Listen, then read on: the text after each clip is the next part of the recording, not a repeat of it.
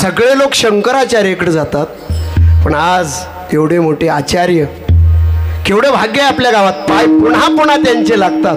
एवढं पवित्र गाव आहे आणि ही पावित्र्यपणा सांभाळणं हे जबाबदारी कुणावर आहे?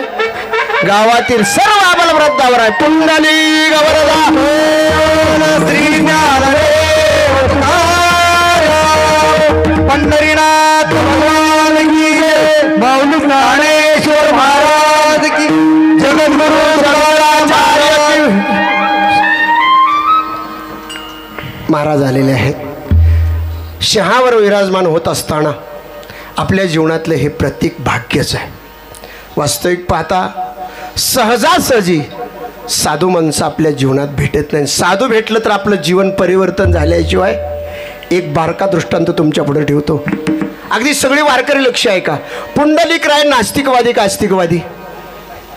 पुंडलिक राय नास्तिकवादी, पण एका साधूचं दर्शन झाल्याबरोबर पुंडलिक रायाचं जीवन बरोबर. आणि म्हणून आज सगळा वारकरी संप्रदाय म्हणतो धन्य पुंडलिका. म्हणून साधूचं दर्शन होणं, आज महाराजांचं दर्शन होणं हे आपल्या जीवनातलं काय आहे? धन्य काळ संत भेटी पायी मिठी पडली तो. या कालेच्या स्वरूपानं महाराजांचे या ठिकाणी आगमन झालेलं आहे.